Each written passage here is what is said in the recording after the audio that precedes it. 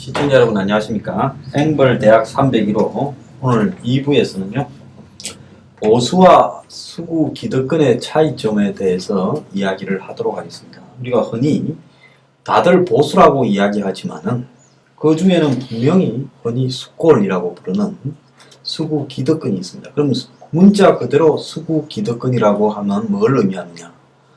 수구, 옛날 것을 그대로 지키면서 기득, 기존에 가지고 있는 자기가 획득한 권리를 뺏기지 않고 지키려 하는 것.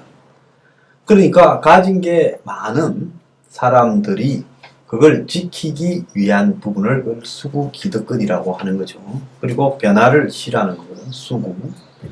거기에 비해서 보수라고 이야기하는, 지금 김종인 미통당의 비대위원장이 보수라는 말을 쓰지 마라 이러는데, 보수라는 것은 학술적 용어입니다.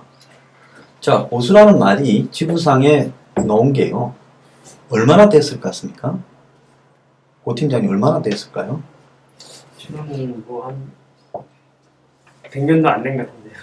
그죠. 1950년대에야 비로소 보수라는 말이 이렇게 학술적 용어로 정립이 되기 시작했습니다.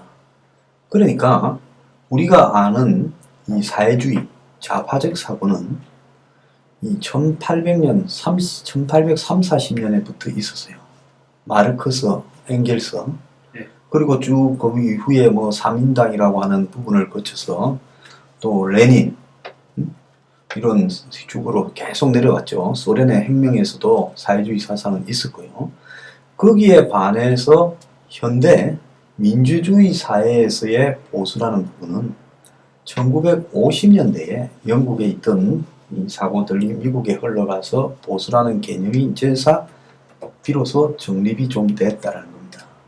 그러니까 과거에 영국에서 내려오던 귀족들 그 부분은 현대적 의미에서 보수는 아니지요. 그건 뭐 흔히 이제 보수라는 부분의 원조가 프랑스 혁명이 일어났을 때 그 혁명을 보고 실망한 그 사상가들에 의해서 만들어졌다 이야기하지만, 그거는 이제 프랑스 혁명 때 막 왕도 죽이고 귀족도 죽이고 떼깍떼깍 목을 자르고, 그러가 서로가 또 서로를 죽이고, 그래서 이제 그걸 보고 충격을 받은 거죠. 아, 이렇게 돼서는 사회가 안 되겠다. 그래서 내려오던 관습을 존중하고, 그리고 사회의 미덕을 유지하면서 서서히 변화시켜야 되겠다. 그걸 이제 보수라고 하는데, 그 보수가 현대적 정치 이념으로 완성이 됐다라는 것은 개념적으로는 1950년대에 정립이 됐다라고 봐야 됩니다. 그러니까 그 이전 2차 대전이 끝날 때까지는 어떤 시대였습니까? 제국주의 시대였잖아요. 기득권은 다 식민지를 가지고 지배하던 제국주의 시대였습니다. 그럼 일본의 식민지를 지배하던 그 군부나 일본의 천황이 보수입니까? 아니거든요. 독일이 보수입니까? 미국도 식민지를 했어요. 그렇지 않습니까? 필리핀이 미국 식민지고, 쿠바도 미국 식민지고, 푸에르토리코도 미국 식민지잖아요. 그러면 미국은 식민지를 안 했냐? 식민지를 가졌어요. 그러니까 1, 2차 대전을 거치면서 쭉 있었던 제국주의 시대를 보수라고 볼 수는 없다는 겁니다. 보수는 민주주의적 사상의 와중에서 민주주의 체제를 존중하면서 그 틀 속에서 세상을 내려오던 미덕을 유지한 채, 관습을 인정한 채, 그래도 세상을 그대로 지키자는 게 아니라 이 합리적으로 서서히 변화시키자는 겁니다. 근데 이 보수가 아닌 그 진보라고 이야기하는 좌파적 사고의 핵심은 이전을 다 부정하고 왕창 엎어버리자 하는 부분에서의 차이죠. 세상의 변화를 도모하는 차이에서요. 자, 그런데 지금 한국의 보수라는 개념이 과연 언제부터 있었을까? 저는 박정희 대통령이 보수였냐, 이승만 대통령이 보수였냐 봤을 때는 이승만 대통령 시대에는 보수라는 개념이 미국에서도 정립이 잘 안 됐을 때입니다. 그냥 이 서구의 민주주의 사상을 좀 배운 그런 일종의 이 전통적인 그냥 이 인물이다, 이 정도로 봐야 되겠죠. 이승만 대통령이. 그리고 이승만 대통령 본인 스스로도 민주주의에서의 보수의 가치가 뭔가 하는 걸 제대로 그때까지는 정립이 안 된 게 당연하지요. 자, 그러면 이제 그 이후에 이 박정희 전 대통령이 보수인가? 제가 봤을 때 그건 군사 쿠데타, 이제 좋은 말로는 혁명 아닙니까? 혁명을 했는데 그 이전을 다 부정했잖아요. 그러니까 박정희 대통령이 집권하는 방식은 혁명을 했기 때문에 혁명을 한 사람이 보수인가라고 봤을 때 그런 관점에서 좀 차이가 있어요. 그래서 그 당시에 박정희 시대 때의 가치라는 부분은 그거는 군사혁명의 가치였지 그것을 참된 보수라고는 보지 않습니다. 그럼 전두환 노태우 때까지도 한국에는 보수가 없었어요. 제대로는. 엄격하게 학술적 의미의 민주주의에서의 보수. 왜냐하면 민주주의 시스템에서 일정한 결함이 있었던 건 사실이잖아요. 전두환, 노태우, 박정희 시대가요. 그렇지 않습니까? 그렇다면 이제 진정으로 한국의 제도적 민주주의가 이루어진 것이 언제입니까? 87년 체제. 그래서 직선제 대통령을 뽑은 87년 이제 12월 선거 때부터가 한국이 민주주의라고 형식적인 민주주의가 열렸다고 봐야 되는 거예요. 그럼 보수는 그 이후부터를 따져야 되는 거예요.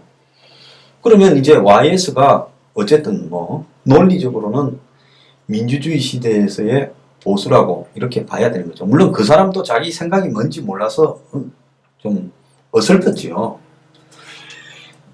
그렇기 때문에 한국의 좌파적 속성은 북한의 영향을 받고 또 뭐 서구식 좌파의 영향을 받은 정치 세력들이 구민주당이나 또 진보정당이나 또 뭐 북한의 영향을 받은 각종 단체들에 쭉 내려왔지만은 한국의 그 좌파에 대응하는 진정한 보수 세력은 형식적으로는 YS 때부터고 그 다음에 YS 본인도 사실은 김대중이나 YS나 뭐 크게 다를 바가 별로 없이 좀 우왕좌왕했잖아요.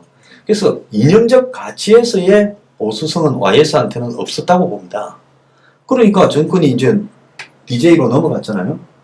그럼 DJ는 보수냐 아니냐고 봤을 때는 이 세계적으로 보수를 구분하는 기준하고 한국의 기준하고는 좀 다른 부분이 하나 있습니다. 뭐가 있습니까? 북한이라는 변수가 있잖아요. 미국에 북한이라는 게 없지 않습니까? 그러니까 미국 사람들에게서는 미국의 공화당이 흔히 보수로서 이야기가 되어지죠. 민주당은 리버럴리스트라 하지 그게 진보라고 해석이 되기는 어렵습니다. 뭐 자유주의자 이렇게 이야기가 되는 부분이고 이제 샌더스쯤 돼야 미국의 진보 좌파다 이 정도로 되는 거죠. 그래서 미국 민주당에는 온건 보수와 진보 좌파까지 뒤섞여 있다고 봐야 되고 공화당은 온건 보수와 극우파 포퓰리스트까지 뒤섞여 있다 이래 봐야 돼요. 공화당의 트럼프는 포퓰리스트지 우파가 아니고 우파라고 보기에는 결함이 많은 부분이 있어요. 자 그렇다면 한국에는 이제 그 다음에 DJ가 집권했는데 DJ는 명백하게 보수는 아니죠.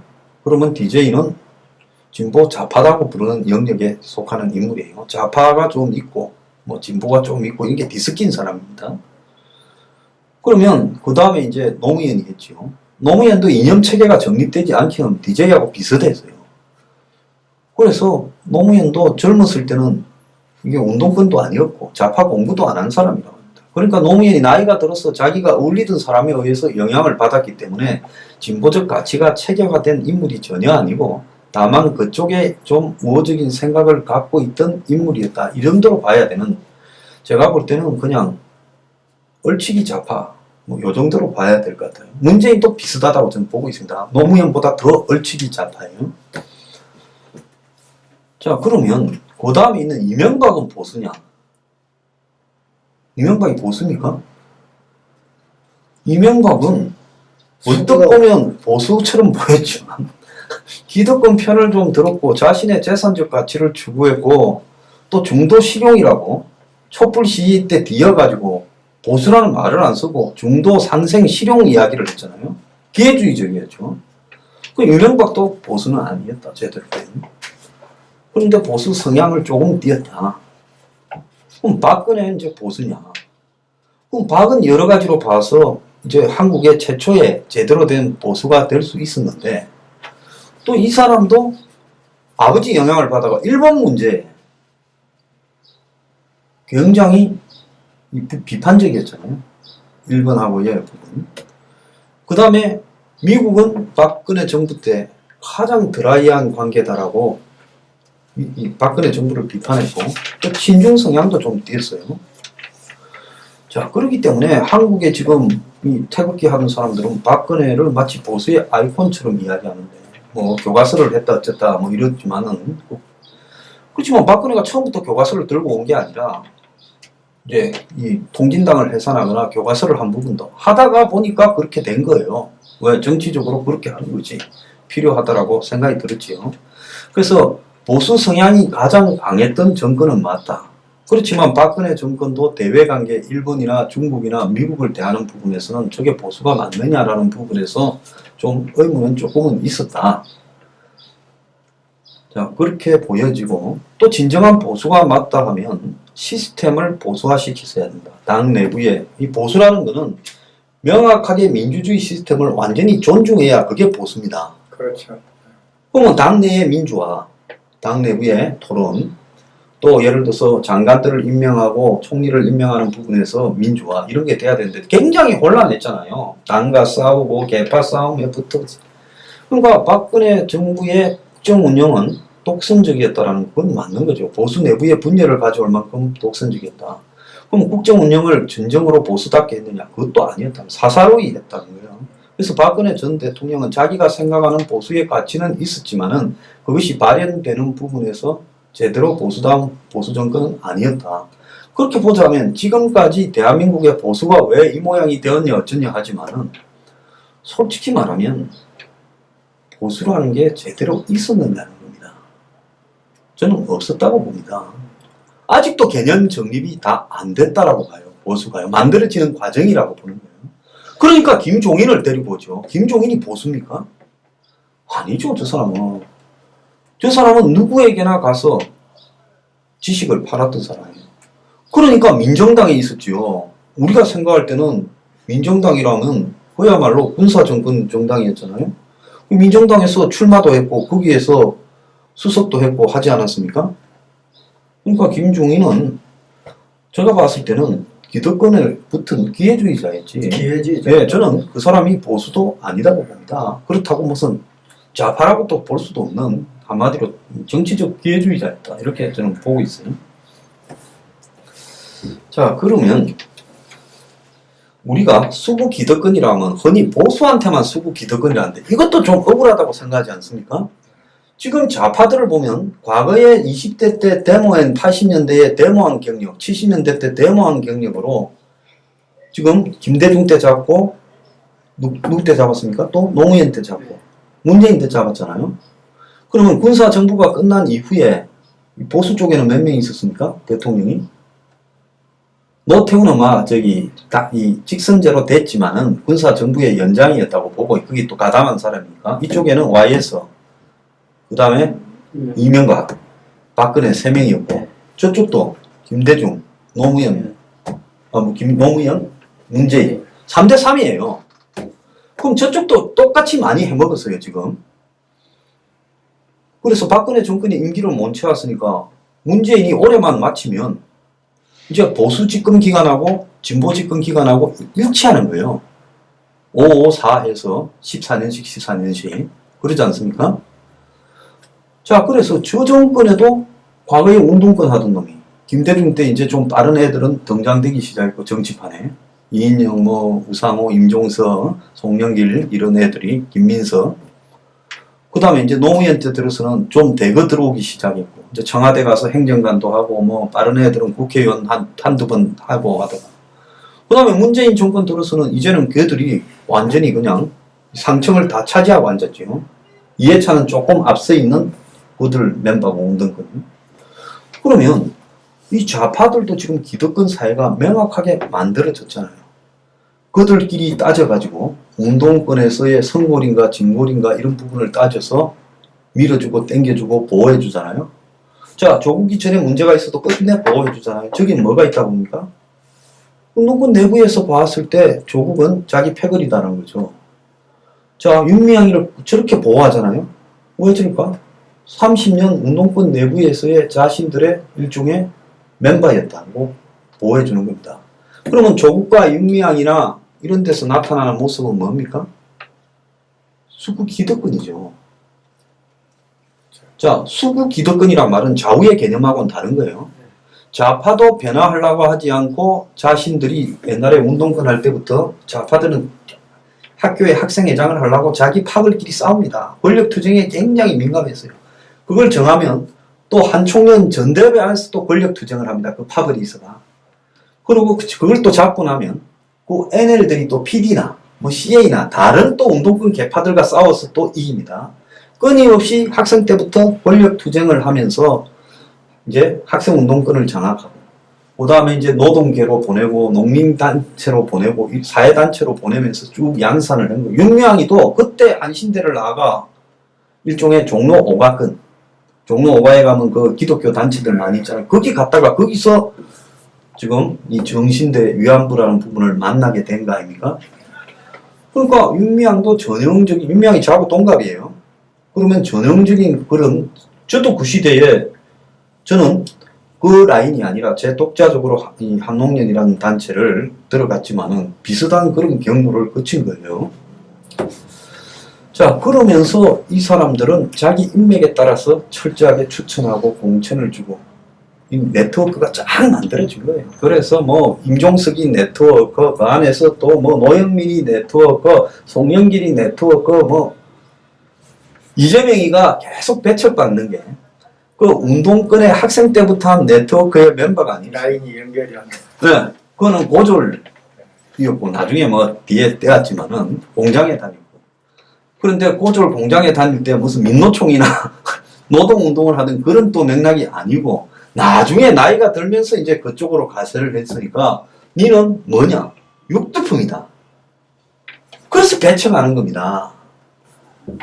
자, 그래서 우리가 이런 부분을 보면요. 박원순도 배척되는 이유가 뭔가 하면 박원순도 검사를 했잖아요. 그러다가 검사 마치고 나와서 이제 참여연대니 이런 데 들어온 거죠. 변호사로. 그러니까 운동권에서 봤을 때 박원순도 학생운동부터 시작해서 그 맥에서 살아온 규류가 아니에요. 그러니까 박원순이 대권 가기가 어려운 거예요. 그래서 거기도 진골, 성골, 육두품 이게 명백하게 기득권에 의해서 쫙 짜여져가 있어서 거기에 멤버에 들어가 있으면 끝까지 보호해주고 거기 멤버에 들어가 있지 않으면 버리고 뭐 희생양이 되거나 가끔씩 그냥 잔인하게 포기하거나 이렇게 되는 거죠. 그러면 안희정이는 뭐냐? 안희정이는 그런 운동권 멤버에 들어가서 있었죠. 그래서 안희정이나 이광재는 사실은 운동권에서 일찍 나와가지고 국회의원 보좌관이 됐어요. 안희정이는 그 김등용 의원 보좌관을 했을 거예요. 그거는 뭔가 운동권에서 봤을 때는 그 당시에 국회의원 보좌관을 뭐 비서관을 했겠죠. 처음에는 갔다라는 거는 그건 일종의 뭡니까? 배신자. 예, 일종의 좀 완벽한 배신은 아니지만 좀 배신이죠. 그러니까 안희정이는 운동권 내부에서 이게 뭐랄까요? 이 자기들 라인에서의 정통성이 기득권으로서는 약한 거였죠. 그러니까 안희정이는 제거되는 겁니다. 정봉주가 제거된 것 같아도 저러고도 가끔씩 살아있는 거나 정청래가 살아있는 거는 그건 운동권 출신을 쭉 하면서 대학에서 데모하다가 뭐 스카이는 아니었지만 학원도 하고 뭐 이랬지만 그 맥락의 인맥을 연관관계로 가져와서 정청래나 정봉주는 이렇게 살아있는 거예요. 그래서 이들이 뭐냐? 철저하게 수구 기득권이죠. 수구 기득권은. 그래서 이거를 그럼 우리는 뭐라고 규정해야 되냐? 좌파 수구 기득권입니다. 20대 때 운동권이었다가 학생 운동을 하다가 30대 때 운동권이다가 뭐 국회나 또 청와대나 또 이런 제도권으로 들어왔다가 지금 이제 그 맥락이 오래되어서 자기 쫄병도 거느리고 위에하고의 네트워크를 탄탄하게 가지고 있는 이런 사람들은 좌파 수구 기득권이죠. 거기에 이인영이 뭐 우상호 임종석이 다 멤버입니다. 오영식까지 저하고 5명이 같이 영입됐어요. 저는 이 전대현 멤버가 아니기 때문에 그들하고는 도저히 안 맞은 거죠. 내가 만약에 전대현 멤버였으면 저도 그들처럼 흘러갔겠죠. 근데 나는 전대현이 아니고 그냥 묶어놨기 때문에 뭐 DJ가 내가 볼 땐 착각을 했든지 그냥 묶어놨기 때문에 나는 그들하고는 도저히 안 맞아서 튕겨놓은 거죠. 그러니까 그게 맞고 안 맞고는 그걸 전대협을 했으면 제가 맞았겠죠. 민주당의 생활이. 그래서 거기서 계속 왔겠죠. 근데 나는 그걸 안 했기 때문에 계속 마음속에 저항이 있으니까 거기서 나오게 되지 않았겠어요? 그만큼 그게 중요한 게 네트워크나 커넥션이요. 그래서 이 기득권이라고 하는 것은 좌파 기득권도 있다. 수구 기득권이요. 그래서 수구라고 하거나 수골이라고 하는 부분에는 우리가 보수에서의 수골들이라고 흔히 욕먹는 사람들도 있지만은 좌파에서도 수골들이 있다는 겁니다. 자, 그러면 이제 보수에서 요즘 길거리로 저렇게 고생하는 사람은 노무현 때 처음 생기기 시작했죠. DJ 때 조금 싹이 텄다가요. 왜? DJ나 노무현이 하는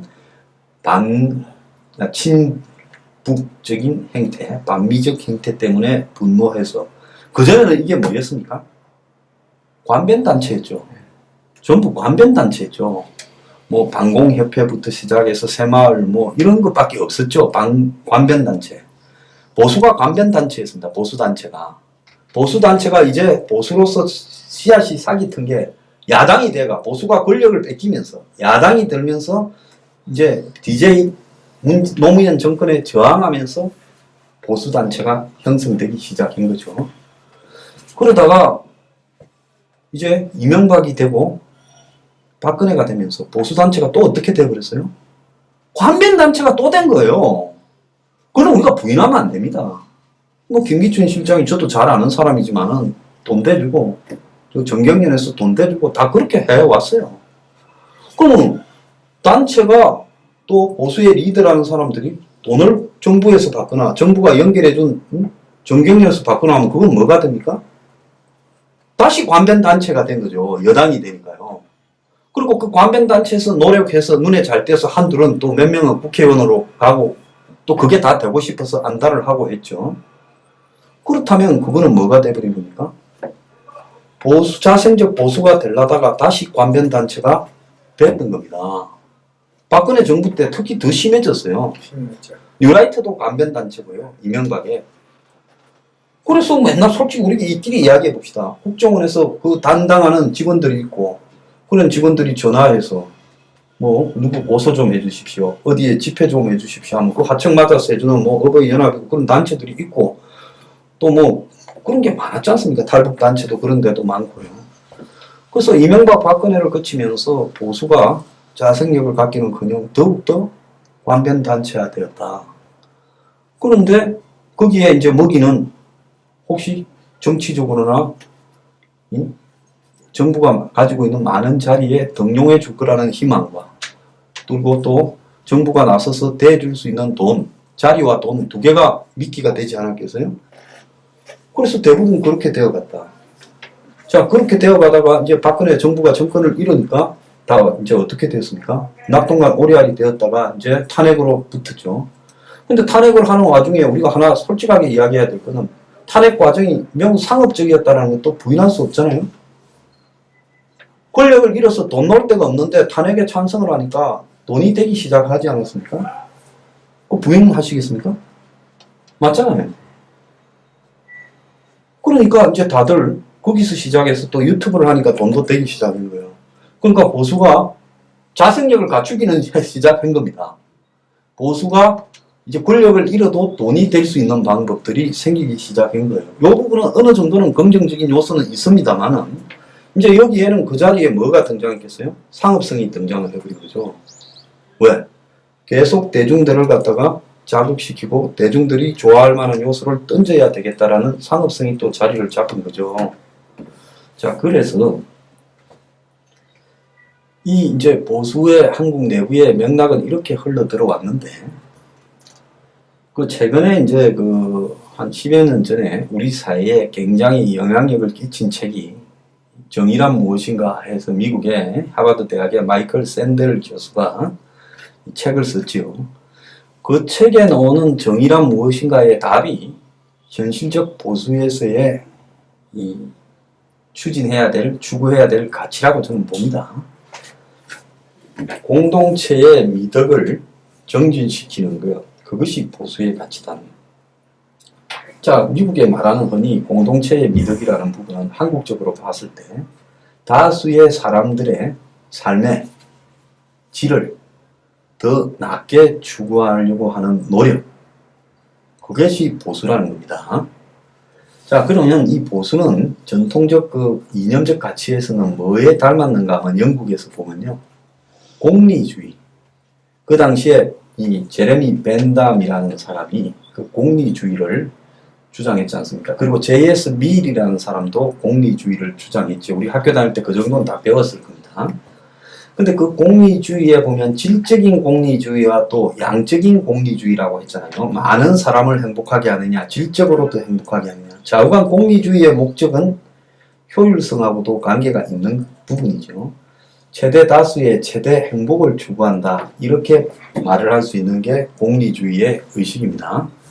그러면 현대에서의 보수의 가치는 사회의 급격한 혼돈이나 정오나 충돌을 불러일으키지 않으면서 최대 다수의 최대 행복을 추구하는 것. 이것이 저는 보수의 가치가 될 수밖에 없다라고 보고 있습니다.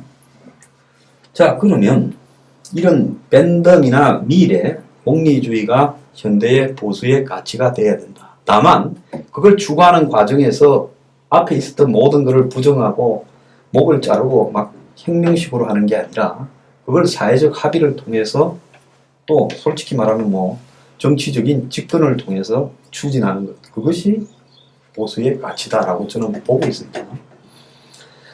그래서 다수의 행복을 추구하는 그런 공리주의적 사상이 현대 보수의 한국적 상황에서의 가치가 돼야 된다.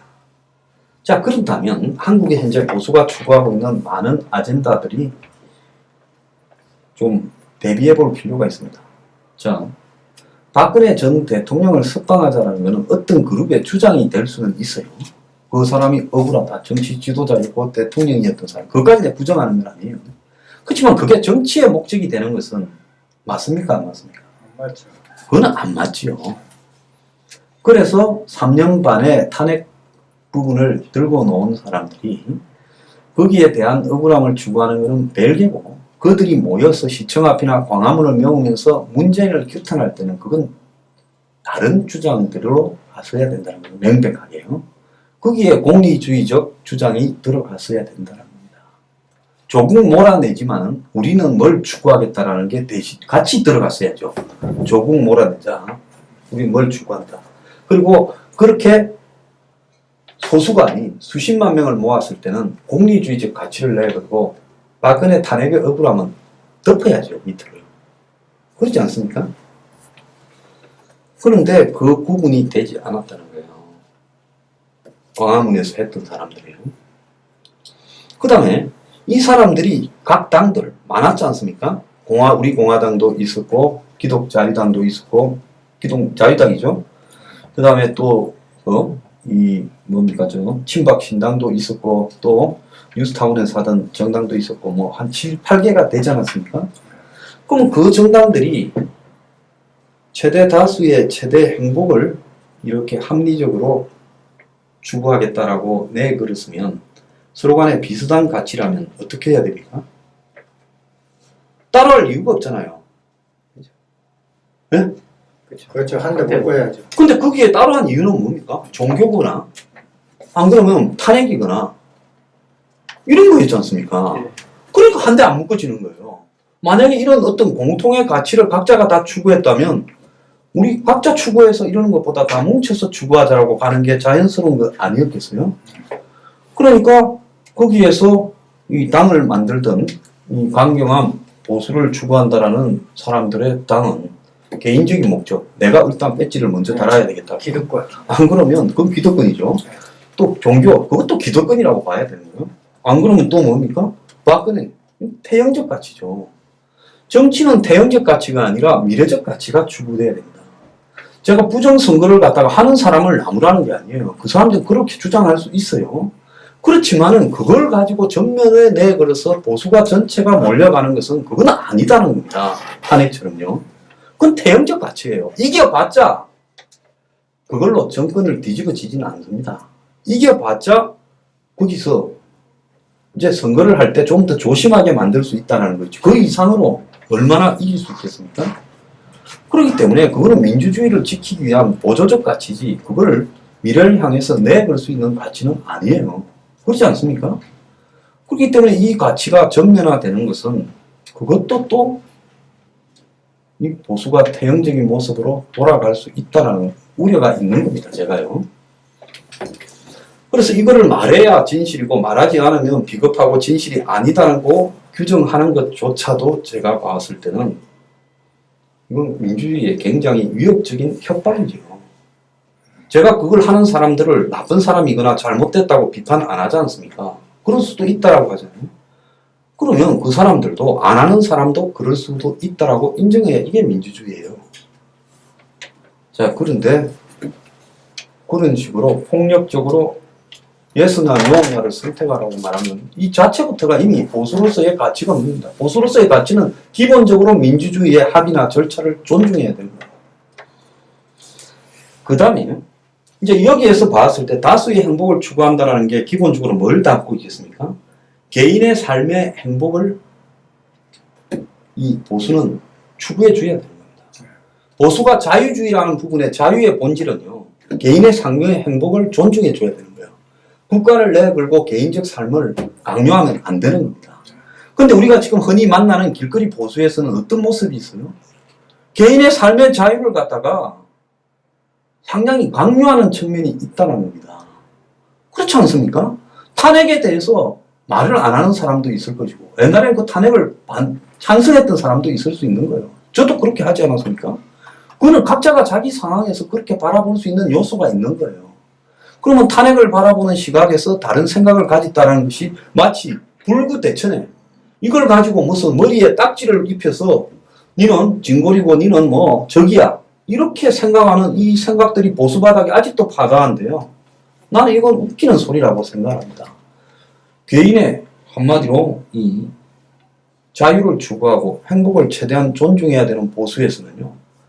그런 생각을 가지고 선택을 했던 사람에 대해서도 존중해 줘야 되는 겁니다. 그리고 과거에 이 박정희 전 대통령을 저는 존경하고 그 시대에 공과 과에서 공이 많았다고 생각하는 사람입니다. 좀 공개적으로 항상 이렇게 이야기하고 그분의 동상도 광화문에 세워야 됐다고 생각하는 사람이에요. 역사를 부정해서는 안 된다고. 하지만 그 시대에 개인의 자유는 제한되고 억압되었던 것도 사실이에요.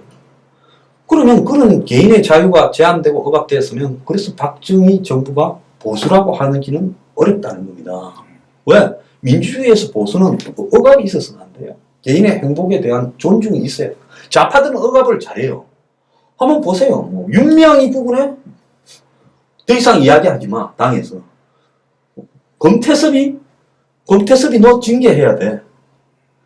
그 다음에 조국 말하지 마. 완전히 인민재판식으로. 네. 그 다음에 준연동형 비례대표 다 따라와. 공수처 해야 돼.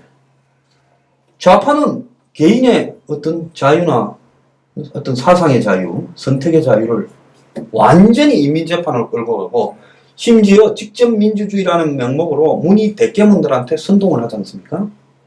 그는 직접 민주주의라는 이름 하에서 솔직히 대중을 우민화시키는 프로파간다, 선동을 하는 거라고 봐야 되죠. 그래서 좌파는 이 개인의 행복을 이렇게 존중하지 않는다는 겁니다. 개인의 자유와 행복을 존중하지 않는다. 그래서 좌파는 그런 성향이 아직도 파다하게 되어 있어요. 지금 미래통합당의 김종인의 뭐 그 사람의 다른 걸 떠나서 저 사람이 당을 끌어가는 모습을 보면 잔소리 하지 마. 이의 제기하지 마. 보수 쓰지 마. 자유 우파 쓰지 마. 그리고 기본소득 해야 되겠어. 그리고 무슨 빵을 먹고 싶을 때 먹을 자유를 내가 추구하겠어. 딴소리 하지 마. 이건 뭡니까? 뭐 40대에서 대통령이 나와야 돼.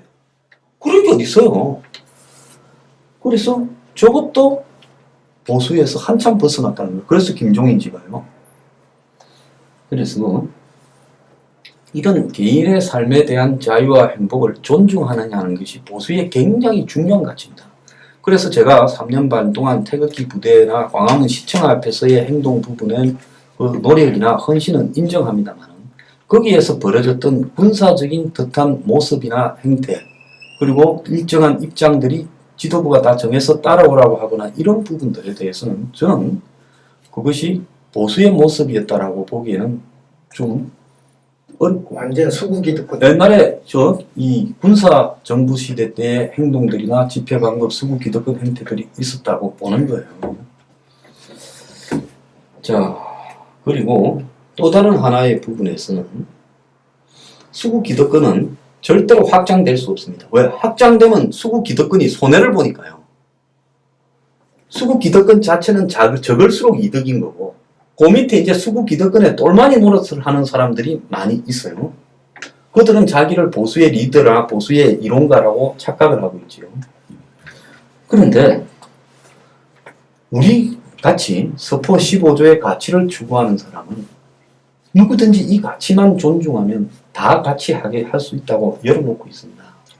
그리고 과거에 좌파를 했던, 문재인을 지지했던, 이재명을 지지했던 관계없이 이 가치에 존중을 해서 이제 여기로 온다면 다개방을 하고 오히려 중도나 좌파까지도 우리가 더 확대해야 되고 젊은 사람에게 더 다가가야 된다는 확장성을 가지고 있어요. 이것이 보수의 진정한 가치라고 봐요. 왜? 영국에서도요, 노동당이 형편없어지니까 어떻게 했습니까? 영국의 제3의 길이라고 해가지고 노동당이 보수의 가치를 추구를 하지 않았습니까? 그래서 집권해서 10년쯤 집권하지 않았습니까? 그러니까 이 좌파냐 우파냐라는 핵심적인 가치의 기본조차도 이제 정치판이 집권하기 위해서 서로 상대방을 갖다가 카피해요. 뺏기기도 하고요. 근데 우리가 지금 내놓은 서포 15조에서 내가 국가적 만약에 집 무상 제공을 뭡니까? 허경영 씨처럼 이야기했다면 나는 그건 보수가 아니에요. 우리 1조부터 15조 사이에 보수의 가치에 어긋난 게 하나도 없다고 저는 생각합니다. 자, 대학에 들어가려면 경쟁을 해서 시험을 치는 게 맞죠? 그게 보수의 가치입니다. 근데 시험을 치는 게 아니라 엉뚱하게 온갖 복잡한 제도를 인위적으로 만들어서 백으로 들어가는, 그건 보수가 아니잖아요. 수구 기득권이잖아요. 그래서 우리 서포 15조를 1조부터 15조까지 읽어보면 노조가 그 뭡니까? 내가 개별 회사의 노조는 허용해 줘야 된다 했잖아요. 삼성도 노조 있어야 된다는 거예요. 이재용이 말하고 관계없이 삼성의 노조를 못 만들게 하면 이재용을 잡아가야 되는 거예요. 그렇지만은 그 이상의 노조, 뭐 민노총, 무슨 지부, 민노총, 중앙 이런 거는 없애야 된다. 정치는. 자, 이거 얼마나 보수의 가치입니까? 그래서 현대적 보수의 가치의 내용이 1조부터 15조까지 담겨 있다는 거예요. 공무원이 부패하면 처벌해야 된다. 맞지요? 그렇지 않습니까? 자, 노블레스 오블리주가요, 보수의 핵심 가치입니다. 이 보수가 지금까지 발전해내는 데는요, 신분이 높을수록 수구 기득권이 되는 게 아니라 오블레주, 의무. 노블레스는 귀족이고요. 오블레주는 뭡니까? 의무. 귀할수록 의무를 지켜야 된다. 영국의 민주주의가 지켜진 원인 중에 하나가 전쟁이 나면 왕자들은 무조건 군대 가야 돼요. 영국 귀족들이 다 전쟁에 갔다 와요. 전쟁에 안 갔다 온 귀족은 귀족 노릇을 인정받지 못합니다. 히틀러 찬성했던 영국 귀족들이 좀 있었는데 다 나중에 망해버렸어요. 그래서 이 노블레스 오블리주가 있어야 된다. 거기에서 저는 대통령이나 장관이 월급을 중위임금을 따다라고 하는 게 노블레스 오블리주죠. 그러지 않습니까? 우리 사회가 노블레스 오블리주만 있다면 상청이 청문회 할 때마다 그렇게 더러운 모습이 나올 수 없죠. 자식 군대 보내야 되고 어떻게 내가 공직에 가는데 부동산 투기를 해. 지금부터 몸 관리를 잘해야지. 처신을. 그리고 내 자식을 어떻게 군대에 빼. 내가 어떻게 노문을 뺏겨. 이 기본이잖아요. 우리가 지금 서포 15조의 뒤에 부분 상당한 부분이 이런 기본적인 거는 지키고 살자라는 이야기 아닙니까?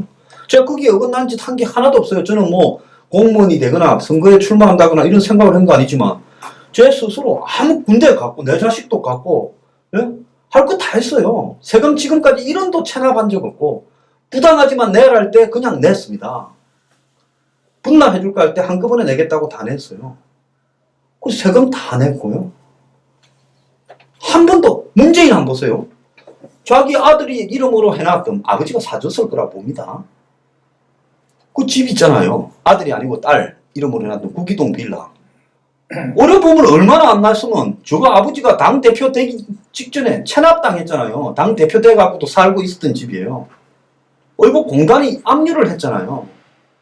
아니 명색이 대통령을 나갔고 또 하겠다라는 사람이 의료 보험료를 안 내서 그 사실상 자기 집인 것처럼 보이는 딸네 집이 그럼 딸은 그 집을 주고 양산에 가서 살았잖아요.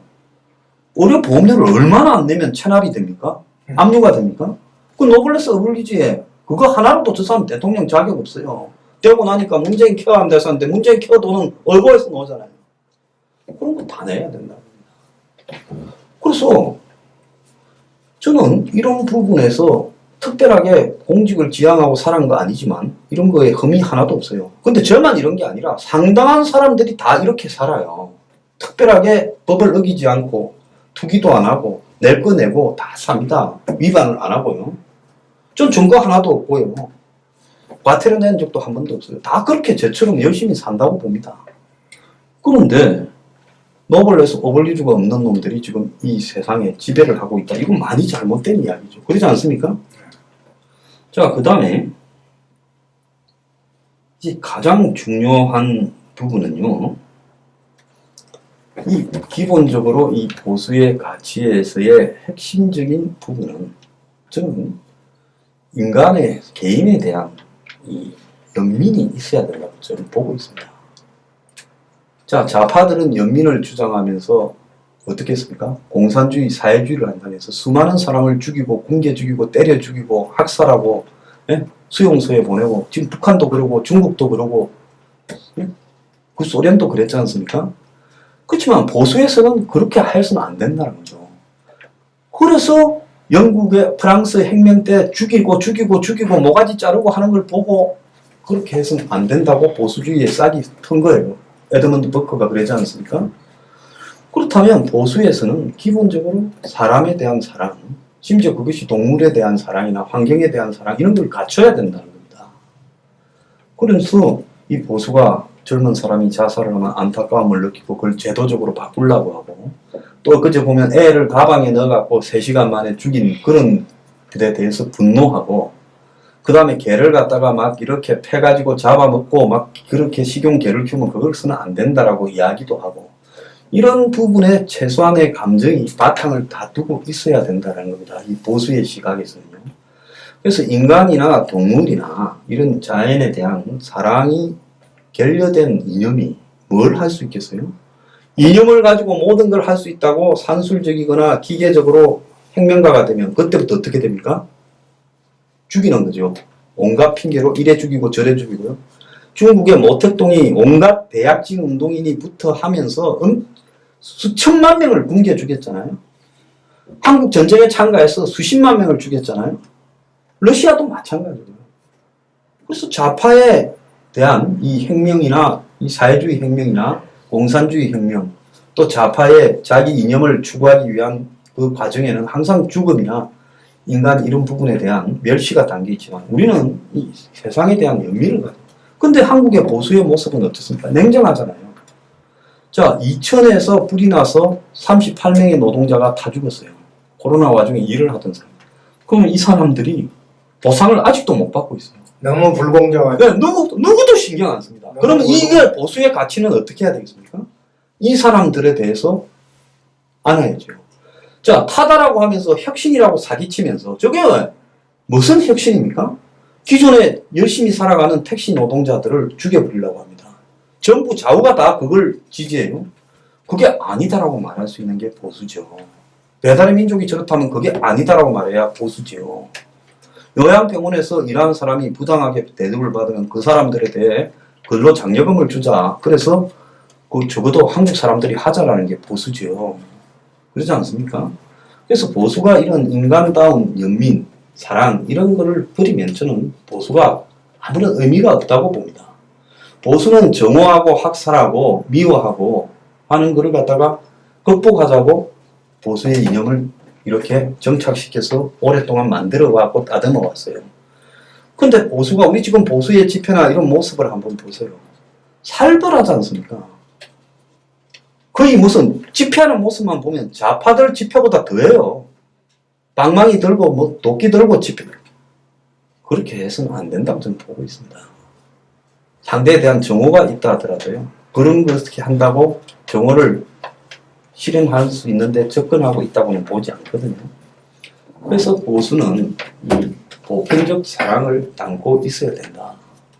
자, 이런 이야기를 하고 싶습니다. 그래서 오늘 보수와 좌우 수구 기득권의 차이는 지금 분명하게 다르다는 걸 제가 오늘 말씀드렸습니다. 그래서 이런 부분을 좀 염두에 두면서 해야 되는데 제 유튜브에 보면 댓글을 다는 데서도요. 그야말로 폭력적인 폭력, 예?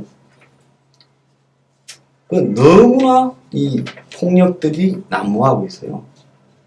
그래서 그런 모습들을 보면서 아 저런 사람들이 보수라고 자처하는 것은 굉장히 문제가 있다. 제가 그렇게 생각을 하죠. 그건 보수가 아닙니다. 수구 기득권의 앞잡이들에 불과하다. 자 오늘 보수와 수구 기득권의 차이에 대해서 제가 말씀을 드렸고요. 질문이 있으면 받겠습니다. 고팀장이 질문 한번 하세요. 네, 소장님 지금까지 소장님 말씀 들어보면은 우리 보수가 뭐 우리가 지금 해방 이후에 뭐 70년 동안 이렇게 보수와 그걸 가지고 살아왔다고 하지만은 어떤 보수라는 그 학관 그 체제, 그 학관 그 의지가 없기 때문에 지금 뭐 별볼일 없는 그 좌측한테 이렇게 당하고 있지 않나. 그래서 제가 지금 소장님 말씀 들어봐도 그렇고 보수라고 자칭을 하지만은 그 어떠한 보수로서의 그 학관 가치를 갖지 않기 때문에 지금까지 이렇게 당한 것 같아요. 근데 앞으로 우리가 이제 소장님이 그 서포 15제에서 말씀하시길 그 보수가 15가지가 다 보수의 어떤 학관 가치를 가지고 말씀하시잖아요. 근데 이것을 어떻게 우리가 좀 더 많은 사람들한테 이거를 알려줄 수 있고 이런 방식을 좀 알려주세요. 예, 그래서 거기에는 조항만 있는데 제가 서문을 좀 이따가 쓰려고 해요. 그래서 서문에 오늘 말씀드린 오늘 이 시대에서 한국적 보수가 가져야 될 가치의 개념을 서문에 좀 담으려고 합니다. 그렇게 담고 그 다음에 이제 15조에서 이 표현이나 내용에 약간씩 손볼 부분이 좀 있다고 봐요. 시간 지나면 다듬어야죠. 법도 바꾸는데. 그래서 그걸 좀 다듬고 해서 완성이 되면 이제 그 부분을 우리가 어차피 앞으로 이걸 실현해 가는 과정은 정치 운동으로 가지 않고 뭐 현재와 같은 그냥 사회 계몽 운동으로서는 어렵다고 보고 있습니다. 그래서 다음 대선까지 성패를 넘어서 최선을 다해서 정치운동으로 끌고 가야 된다 이렇게 생각을 하고요. 그러면 정당을 만들어야 되겠죠. 그러니까 정당을 만들 겁니다. 그래서 정당을 만드는 과정부터 완전히 지역 단위에서 자발적으로 참가해서 만드는 한국의 정당이 뭐 솔직히 말하면 대부분 누군가가 만들겠다고 하면 연락해서 또 이렇게 해서 하향식으로 만들어지지만 우리는 만드는 과정부터 상향식으로 이 의지의 내용에 공감하는 사람들이 자발적으로 와서 자발적으로 정당이 만들어지는 모습을 띄어서 전국에 지부를 다 만들고 그리고 중앙당도 만들고 그래서 정당은 특별한 어떤 명망가들이 하는 게 아니라 그냥 이 일의 가치에 공감하는 그야말로 평범한 서민들이 정당을 하는 거다라는 걸 제가 좀 보이려고 해요. 그래서 제가 누구하고 손을 잡고 누구를 만나라 하지만 절대 그런 생각이 왜?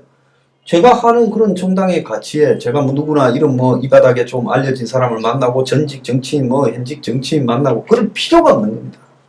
그래서 그런 운동을 제가 해 나가겠습니다. 그리고 또 이런 가치의 연장선상에서 이 내용을 정리를 좀 해야 되는데 그거는 제가 이 시대가 이제는 이런 가치가 없으면 살아남을 수 없다.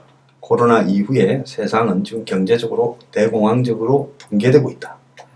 그리고 화풀리즘이 각 세계가 다 들고 일어나서 기성정치가 무너진다. 경제가 무너지고 기성정치가 무너지면 대중들이 뭘 요구하겠는가. 그래서 코로나 이후에 삶의 기준이 많이 바뀔 것이다. 생활 모습이나. 그럼 한국 사회도 엄청나게 영향을 받게 될 것이다. 거기에서 왜 우리가 이 가치가 필요한가라는 부분을 쭉 역사적이고 내용적으로 이해가 가게끔 책을 갖다가 쓰고요. 스포시 보조의 그 필요성까지도 넣어가지고 책을 만들어서 그 책이 널리 퍼지도록 그렇게 또 노력을 하겠습니다. 그러면 그 책을 읽어보면 사람들이 왜 해야 되나라는 걸 논리적으로 이해가 가능할 거라고 보고 있습니다. 예, 그렇다면 소장님, 예. 예, 정당을 만든다면은 이제 기존의 정당을 만드는 하향식보다도 이제 소장님께서는 상향식을 선택하시겠다고 하셨지 예. 않습니까? 그렇다면은 그 하향식보다도 상향식은 시간이 많이 필요하다고 생각이 됩니다. 예, 그럴 수도 있겠죠. 네. 예, 그래서 올 가을쯤에 시작을 해야 된다고 보고 있습니다. 예, 그런 것을 감안하셔가지고 예. 우리가 기필코 성공할 수 있는 예. 그런 정당을 만들 수 있도록 노력해 주시기. 예, 그리고 우리도 노력하겠습니다. 예, 뉴스 브리핑에 별도로 또 다른 채널을 하나 만들어가지고 그 채널에는 앵그리 블루 운동 등을 알리고 소개하고 또 교감을 하는 그런 전용 채널로 만들려고도 또 생각을 하고 있습니다. 정당 만드는 일도 그 채널을 통해서 상당히 또 이렇게 알려지고 홍보되는 그런 부분이 있을 거다 이렇게 보고 있습니다. 예.